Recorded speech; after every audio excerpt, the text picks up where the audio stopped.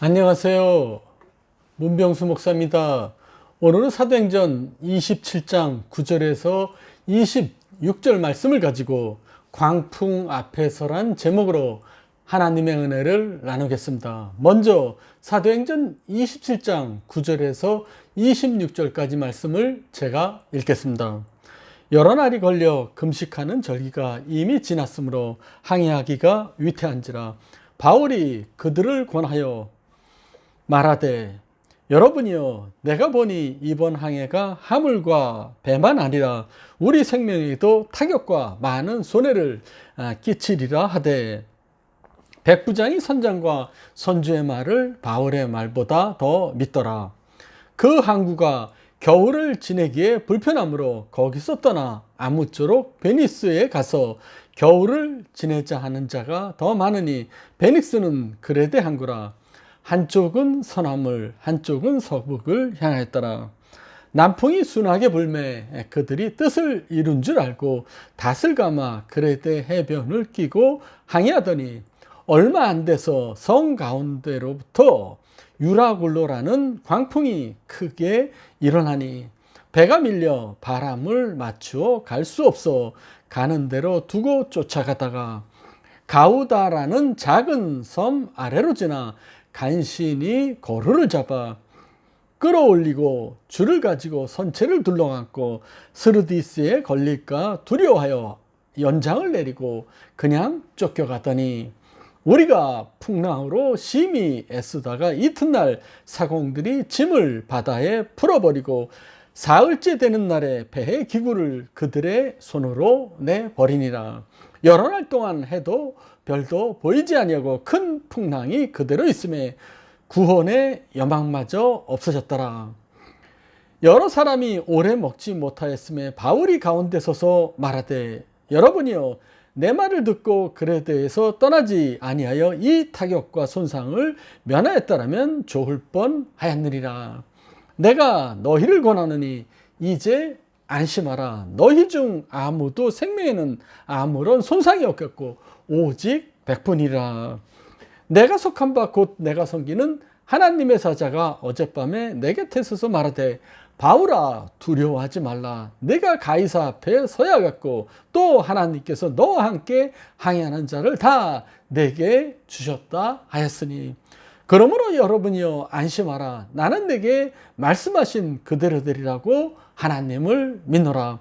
그런즉 우리가 반드시 한 섬에 걸리리라 하더라.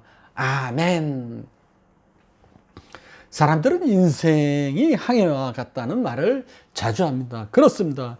인생은 넓은 바다 위에 배를 타고 항해하는 것과 비슷합니다. 배가 잔잔한 바다를 항해하기도 하지만 때로는 거센 광풍을 만나기도 합니다. 우리네 인생도 비슷합니다. 때로는 잘 나갈 때 승승장구할 때도 있지만 때로는 광풍 속에서 고통을 당하기도 합니다. 여러분, 이 코로나 가운데 생활하기 쉽지는 않죠. 특별히 베트남 생활 덥기도 하고 짜증도 나고 한국도 가고 싶은데 이 갈 수 없는 코로나 상황 힘들죠. 그러나 여러분 원래 인생이 그런 것입니다. 인생은 잔잔한 호수에 배를 띄우고 유람하는 뱃놀이가 아니기 때문입니다. 인생은 거친 바다를 항해하는 배입니다. 시시때때로 광풍이 우리에게 몰려올 수밖에 없습니다. 그래서 우리는 광풍 앞에서 실수도 하고 광풍 가운데 좌절하기도 하는 것입니다. 오늘 본문에서 사도 바울이 복음을 전하다 체포되어 주 예수의 몸으로 배를 타고 로마로 호송되는 과정이 기록되어 있습니다. 그런데 바울이 타고 가던 배가 항해 중에 광풍을 만나게 됩니다. 유라굴라라는 광풍을 만났습니다. 바울이 탄 배가 광풍이 너무 심해서 견디다 못해 표류하다가 마침내 파선의 위기를 맞게 됩니다. 자칫 잘못하면 배에 타고 있던 모든 사람들이 목숨을 잃을지 모르는 긴박한 상황이었습니다. 우리의 인생도 마찬가지입니다. 광풍 앞에서 잘못하면 가정과 자녀와 일터가 침몰하는 위기를 겪을 수 있습니다. 그런 광풍 앞에서, 이런 긴박한 상황에서 우리는 어떻게 해야만 합니까? 첫 번째, 인간의 말만 믿으면 안 됩니다. 우리 11절 말씀 읽겠습니다. 백부장이 선장과 선주의 말을 바울의 말보다 더 믿더라. 아멘. 바울과 선장 사이에는 의견 차이가 있습니다. 바울은 가지 말자고 했고, 선장은 가도 상관없다고 했습니다. 그런데 바울은 앞으로 닥칠 위기를 잘 알고 있었습니다. 그래서 바울은 그 백부장과 선장과 선주에게 9절에서 보면 이렇게, 10절에서 보면 이렇게 말하고 있습니다. 이번 항해가 화물과 배만 아니라 우리 생명에도 타격과 많은 손해를 끼치리라 라고 있습니다. 이번 항해가 위험이 따를 것이라고 미리 경고를 했습니다. 그럼에도 불구하고 바울의 말을 듣는 사람은 아무도 없었습니다. 뭐 당연하죠. 바다에 대해서는 선장이 더 잘 알고 있었기 때문입니다. 물론 선장의 말을 믿는 것은 당연합니다. 그런데 오늘 본문에 보면 최종 결정권은 백부장이 가지고 있었던 것으로 기록되어 있습니다. 아마도 백부장의 배에서 가장 높은 로마의 장교였고 배를 통제하고 있었던 것 같습니다. 백부장 입장에선 재판을 받으러 로마로 가는 그 죄수 바울의 말보다 항해 전문가인 선장의 말을 더 믿는 것이 당연했습니다. 결국 백부장은 초라한 죄수, 하나님의 사람 바울의 말보다는 바다에 대한 지식과 경험이 풍부한 선장의 말을 듣게 되었습니다. 당연합니다. 누가 죄수의 말을 듣겠습니까? 그래서 결국 바울의 말은 듣지 않고 선장의 말을 듣고 배는 항해하기 시작했습니다. 그러나 이것이 실패의 원이었습니다. 하나님의 사람의 말을 들었다면 이 엄청난 광풍 가운데서도 손해를 보지 않았을 것입니다. 그런데 사람들은 사람의 말, 선장의 말을 더 믿어서 엄청난 피해를 보게 되었습니다. 생명까지도 위험한 상황이 도달했습니다. 그러나 외모는 초라했지만 바울은 하나님의 사람이었고 바울 안에는 하나님이 살아 역사하고 계셨습니다. 그래서 바울은 잔잔한 바다 가운데서도 무서운 광풍 유라굴로를 미리 볼 수 있었던 것이었습니다. 그런데 우리도 이런 긴박한 상황에서, 광풍 앞에서 이런 유혹을 자주 받습니다. 우리도 광풍 앞에서 중요한 결정을 해야 할 때가 있습니다. 그래서 우리는 광풍 앞에서 이 사람 저 사람에게 물어보게 됩니다. 뭐 대부분의 사람들은 전문가의 말을 듣게 됩니다. 그러나 우리가 여기서 알아야 할 것이 있습니다. 인간의 경험으로 모든 문제가 다 해결된다는 것이 아닙니다. 물론 먼저 전문가에게 물어보는 것 중요합니다. 그러나 먼저 주님 앞으로 나와야만 합니다. 먼저 주님의 의견을 들어야 됩니다. 뭐 세상의 전문가 의견 완전히 무시하라는 말 아닙니다. 전문가의 의견 주의 깊게 들어야 됩니다. 그러나 세상의 전문가의 판단이 항상 다 옳은 것은 아닙니다. 세상의 전문가의 말도 들어야 했지만 먼저 하나님의 음성을 들어야 됩니다. 여러분, 이 광풍 올 때 먼저 주님의 음성을 들으시길 바랍니다. 그래야 광풍을 피할 수 있습니다.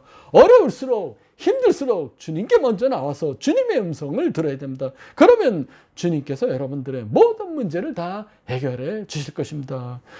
주님께서는 눈동자같이 여러분들을 돌봐주시기 때문입니다.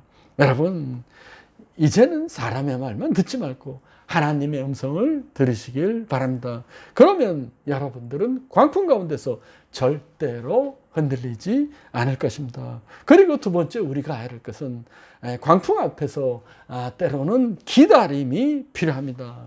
12절 말씀 읽겠습니다. 그 항구가 겨울을 지내기에 불편하므로 거기서 떠나 아무쪼록 베니스에 가서 겨울을 지내자 하는 자가 더 많으니 베니스는 그레데 항구라. 한쪽은 서남을 한쪽은 서북을 향하였더라. 아멘. 베니스는 그레데 섬 남단에 위치하였고 미항에서 서쪽으로 65km 떨어진 곳에 있는 항구입니다. 미항은 겨울을 지내기에 불편하다는 말은 항구가 작아서 겨울에 거센 광풍을 견디기에 적합하지 않다는 말입니다. 이 베니스는 감람나무라는 뜻이고 많은 사람들이 미항에 비해서 겨울을 지내기에 적합하다고 말했습니다. 베니스는 모든 방향에서 불어오는 바람을 막을 수 있는 지형적인 조건을 잘 갖추고 있었기 때문입니다. 그래서 베니스로 가서 겨울을 지내고자 항해를 계속하였습니다. 그러다가 광풍을 만나게 됐습니다.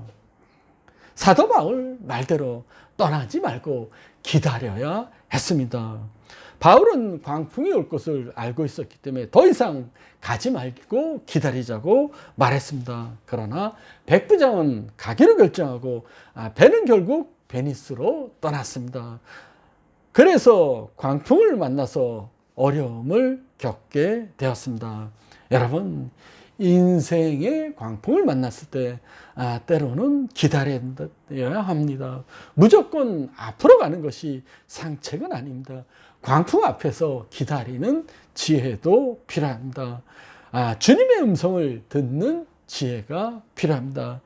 그런데 사람들은 광풍을 만나게 되면 허둥대며 이것저것 다 해보려고 노력합니다. 그러나 인간적인 생각으로 결정하고 서두르기보다는 기다리며 주님의 음성을 듣는 것이 더 현명한 일입니다. 아무리 인간적으로 타당하게 보여도 때로는 기다리는 지혜가 필요합니다. 왜냐하면 광풍 앞에서 잘못된 결정을 하기가 쉽기 때문입니다. 그래서 우리는 광풍 앞에서 잠시 기다리면서 기도하면서 주님의 지혜를 기도해야만 합니다.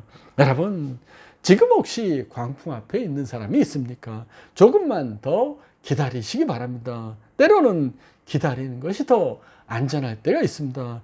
천천히 기다리며 기도하면서 준비하며 주님의 뜻대로 진행하시기를 부탁드립니다.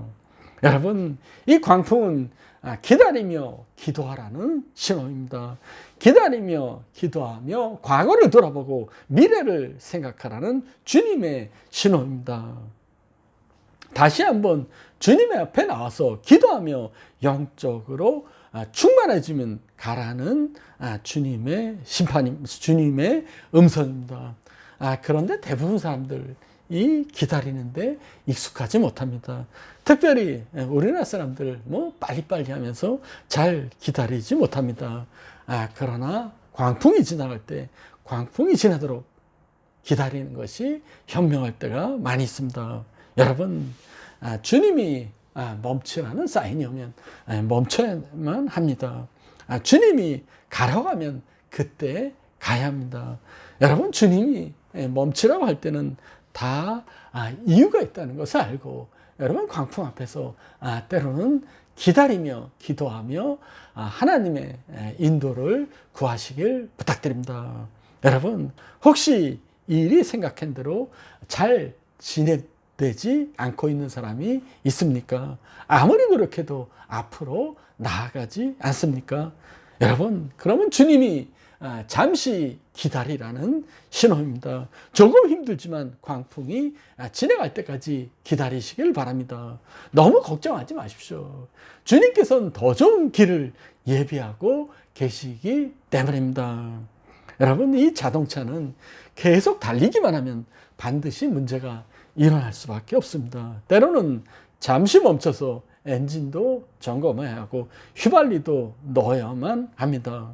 자동차가 더 오래 달리기 위해서 이것저것 점검하고 휘발유를 보충해 주어야만 합니다. 그래서 때로는 우리가 광풍 앞에서 잠시 멈추는 것이 하나님의 배려일 수 있습니다. 여러분, 혹시 광풍 앞에서 전진하지 못하고 있는 분들이 계십니까? 광풍 앞에서 잠시 멈춘 것이 하나님의 뜻일 수 있습니다. 잠시 쉬어가시길 바랍니다. 다시 한번 여러분의 영적 상태를 점검하시길 바랍니다. 다시 한번 하나님의 은혜를 풍성하게 충전하고 가시기를 부탁드립니다. 그리고 또한 우리가 광풍에서 해야 할 일 세 번째, 하나님의 뜻을 따라야 합니다. 우리 13절 말씀 읽겠습니다. 남풍이 순하게 불매 그들의 뜻을 이룬 줄 알고 닻을 감아 그레되 해변을 끼고 항해하더니. 아멘. 마침 불어준 남풍은 베니스로 가기로 한 결정이 현명한 것처럼 보이게 했습니다. 사실 선장이 바울보다 항해 기술이 경험이 뛰어난 사람이었습니다. 선장은 평생 바다에서 살았던 사람이기 때문에 바다를 누구보다 잘 알고 있었습니다. 그리고 날씨까지 좋아서 더 항해에 자신이 있었습니다. 그래서 그들은 안심하고 항해를 계속하였습니다. 그들은 그들의 결정이 옳다고 생각했습니다. 그러나 결과가 어떻게 됐습니까? 잘못된 판단이었습니다. 광풍을 만났습니다. 인간의 결정이 잠시 옳아 보여도 결국은 하나님의 뜻이 아니었습니다. 우리도 광풍 앞에서 하나님의 뜻을 정확하게 구별해야 합니다. 단지 눈앞에 펼쳐진 상황만으로 인생을 결정하면 절대로 안 됩니다. 아무리 환경이 내가 원하는 대로 진행된다 할지라도 하나님의 뜻을 정확하게 분별해야 합니다. 힘들면 힘들수록 더 하나님의 뜻을 분별해야 합니다. 처음에는 인간의 판단이 옳다고 생각하고 하지만 결국 인간의 판단으로 가면 광풍을 만나게 되어 있습니다. 그래서 광풍 앞에서는 하나님의 뜻을 따라 가야만 합니다. 인간의 생각대로 괜찮겠지 하고 가다 보면 결국 위험에 빠지기 때문입니다. 인간의 경험만으로는 인생을 판단할 수 없기 때문입니다. 인간의 판단보다는 하나님의 판단을 믿을 때 인생이 더 형통하기 때문입니다. 여러분, 혹시 광풍 앞에서 중요한 결정을 해야 하는 사람들이 계십니까? 너무 외적 환경만 보고 결정하지 마시길 바랍니다. 하나님의 뜻이 어디에 있나 먼저 생각하시길 바랍니다.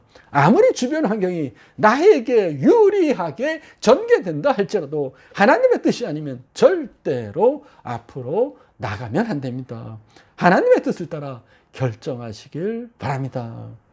그리고 네 번째, 광풍 앞에서 해야 될 일, 버릴 것은 버려야 합니다. 18절 말씀 읽겠습니다. 우리가 풍랑으로 심히 애쓰다가 이튿날 사공들이 짐을 바다에 풀어버리고. 아멘. 광풍이 계속 심해졌습니다. 그래서 사람들은 배를 가볍게 하게 짐을 바다에 버리기 시작했습니다. 마지막 비상수단으로 개인의 짐과 배의 기구까지, 중요한 짐까지 다 버리기로 했습니다. 배가 무거우면 더 쉽게 가라앉기 때문입니다. 생명이 위태롭게 되자 아까운 것들을 모두 바다에 던져버렸습니다. 인생도 마찬가지입니다. 광풍을 만났을 때 반드시 버려야 할 것들이 있습니다. 광풍을 만났을 때 내가 버려야 할 것이 무엇인가 곰곰이 생각하시기 부탁드립니다. 포기하지 못한 것이 있나 생각해야 합니다. 내가 회개할 죄가 있으면 하나님 앞에서 빨리 회개해야만 합니다. 나의 잘못된 태도와 습관도 버려야만 합니다. 인간의 욕심도 버려야 됩니다. 자존심도 버리고 권위도 버리고 마음을 비워야 됩니다. 하나님보다 더 사랑하는 것, 애착하는 모든 것을 다 버려야만 합니다. 자신을 비운 만큼 가벼워지고 위험도 줄어들기 때문입니다. 그래서 우리는 광풍 앞에서 버릴 것은 버리고 깨끗한 마음으로 주님 앞으로 나가야만 합니다. 여러분, 이 세상의 것과 천국의 것을 절대로 동시에 취할 수는 없습니다. 하나님 앞으로 나가려면 반드시 세상의 것을 버려야만 합니다. 여러분, 혹시 왜 이렇게 하나님 앞으로 나가기가 힘들까라고 생각하시는 분이 계십니까? 잠시 멈춰서서 여러분들의 삶을 돌아보시길 바랍니다. 아직도 나의 발목을 잡고 있는 것들, 버릴 것은 버려야 됩니다.